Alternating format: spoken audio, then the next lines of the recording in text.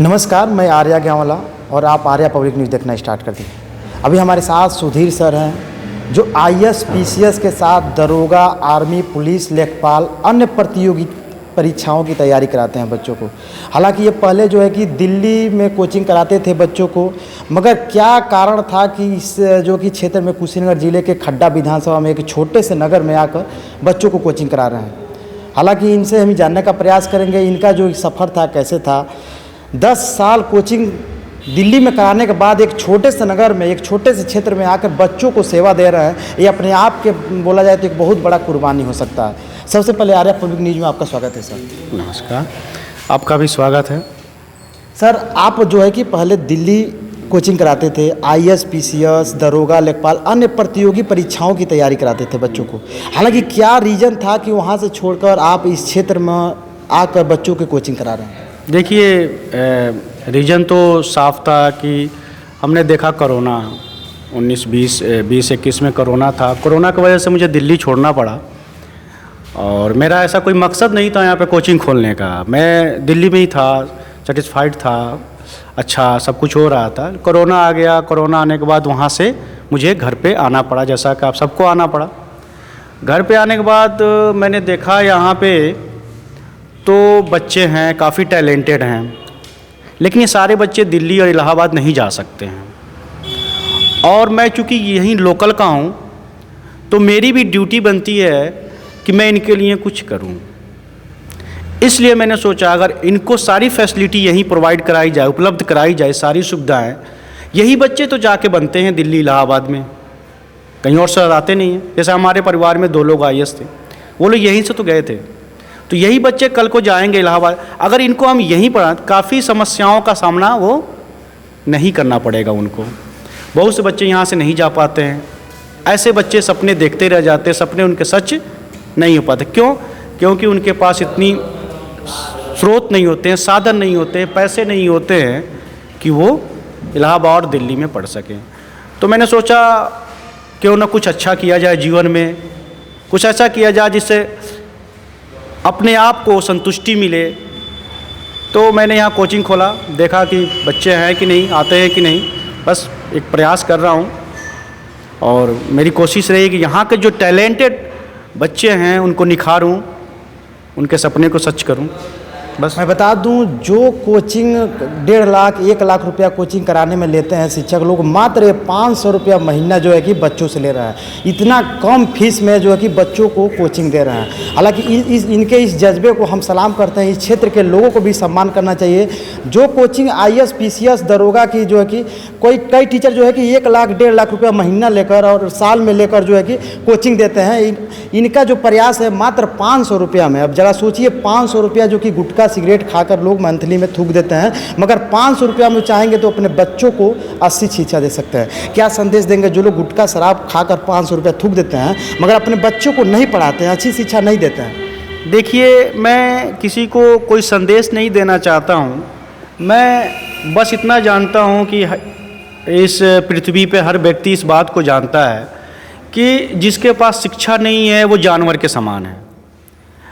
और जो आज की डेट में शिक्षित नहीं है, जिसके पास सूचना नहीं है, वो एक स्थिर व्यक्ति की तरह है।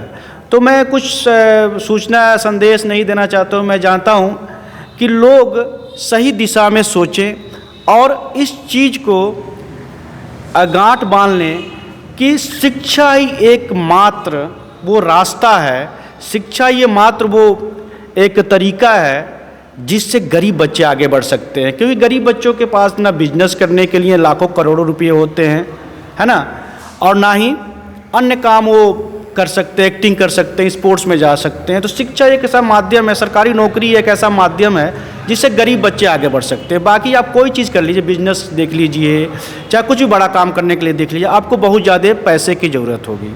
सबसे सस्ता और सबसे आसान है सरकारी नौकरी। आपने देखा होगा आपके आसपास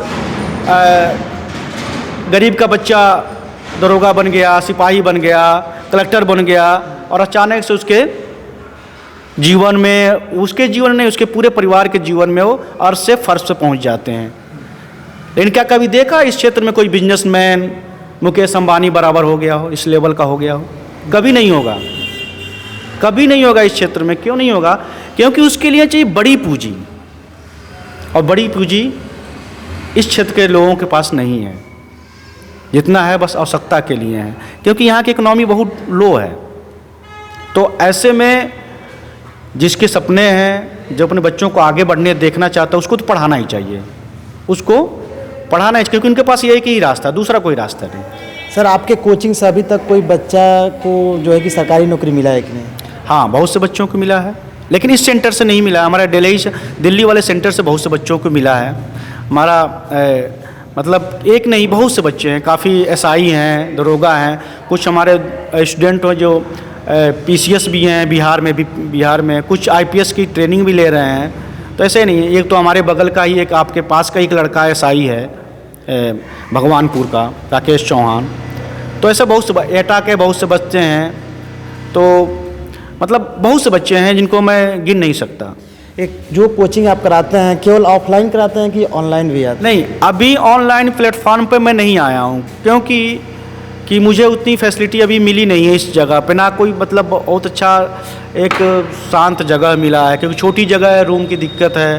तो अभी ऑनलाइन प्लेटफॉर्म में, लेकिन मैं ऑनलाइन प्लेटफॉर्म शुरू से ही अपनाना चाह रहा हूँ, मैं उस पर जाऊँगा। अभी मेरी ऑफलाइन ही है।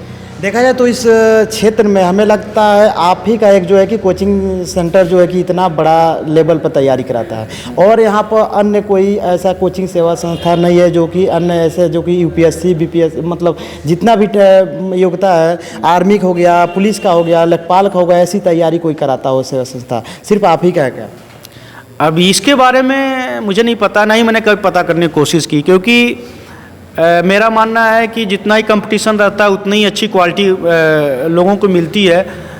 मुझे नहीं पता है इसके बारे में है कि नहीं है, और मैं बस अपना काम कर रहा हूँ। मेरा काम है कि अपना बेस्ट देना, अपना अच्छा से अच्छा प्रदर्शन करना, और मेरा बस एक ही ध्येय है, उद्देश्य है कि अधिक से अधिक बच्चों को सिलेक्शन करवाना, क्योंकि यहाँ के बच्चे बहुत ही टैलेंटेड हैं, और उनको थोड़ी सी सुविधा मिल जाए, गाइडेंस मिल जाए, तो वो निश्चित रूप से सफलता पा लेंगे। जो मैं करके रहूँगा, ये मैं आपके चैनल के माध्यम से, मेरे पास कुछ बच्चे हैं जो ज़रूर सिलेक्शन लेंगे, मैं कैसा करके रहूँगा, क्योंकि मैंने करवाया है सिलेक्शन, ऐसी बात नहीं है। सिलेक्शन पाने का जो तरीके हैं मुझे पता है।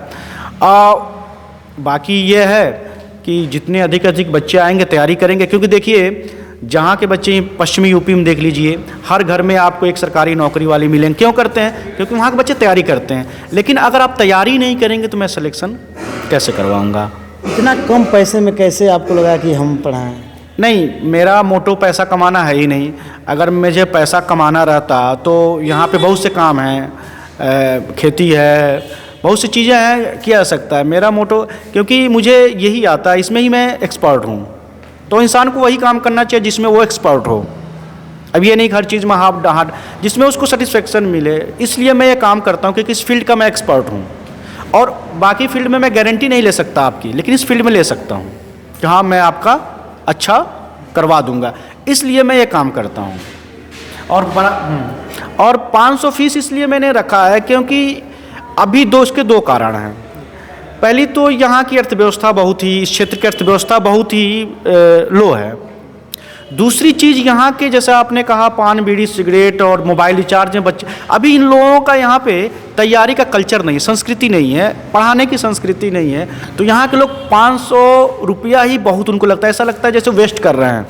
शिक्षा का महत्व नहीं है इधर। 500 रुपया रिचार्ज करा लेंगे वो, लेकिन 500 रुपया महीने पे नहीं देंगे वो, क्योंकि वो 500 को सोचते हैं कि 500 श्रेष्ठ है, क्योंकि उनको लगता है शिक्षा पाके इंसान कुछ नहीं कर सकता, क्योंकि पिछड़ा एरिया है ना ये। इसलिए अगर मैं, कुछ बच्चे हैं जो 500 से अधिक फीस दे सकते हैं, लेकिन बहुत से बच्चे ऐसे हैं जिनके गार्जियन देना पसंद नहीं करेंगे, लेकिन मुझे सबको लेके चलना है, इसलिए मैंने 500। सर, जो टीचर इस फील्ड में अपना बिजनेस बना लिए हैं, हालांकि अधिक पैसा लेते हैं, बच्चों को अच्छी शिक्षा नहीं देते, उनको क्या संदेश देंगे जो अपना बिजनेस बना लिए हैं इस फील्ड में? नहीं, देखिए बिजनेस तो पूरी दुनिया में है, हर चीज़ बिजनेस बना रखा है, और मैं उनको कुछ संदेश नहीं देना चाहूँ, मैं बस बच्चों को संदेश देना चाहता हूँ। देखिए, संभल के हमें चलना होता है। हम किसी अपनी गलती के लिए दूसरे पर दोष नहीं दे सकते हैं। हमें नहीं कह सकते उन्होंने हमें फंसा लिया, उसने हम बेवकूफ़ बने तब उन्होंने बना लिया। इसलिए मैं उनको दोष नहीं दूंगा, मैं बच्चों को दोष दूंगा जो गलत हाथों में फंस गया। इसलिए कुछ भी करने से पहले अच्छे से सोच लें, समझ लें, तब निर्णय लें। मैं उनको दोष नहीं दूंगा। अच्छी जगह पर जाएं, जिनका अच्छा रिकॉर्ड हो, जो अच्छा प्रदर्शन किए हों, जिन्होंने बच्चों का सिलेक्शन दिया है, उनके पास जाएं। मैं उनको नहीं कहूँगा कि वो फंसा लिए, नहीं, फंसे आप हैं तो दोषी आप हैं, फंसाने वाला नहीं है, मेरा मानना है। चलिए, हमारे साथ थे सुधीर सर, जो आईएएस, पीसीएस और लेखपाल, दरोगा, आर्मी, पुलिस, इन सभी तैयारियों की जो है कि प्रतियोगिता परीक्षाओं की तैयारियां कराते हैं। हालांकि ये जो है कि मेगा माइंड क्लासेस इनका कोचिंग सेंटर का नाम है।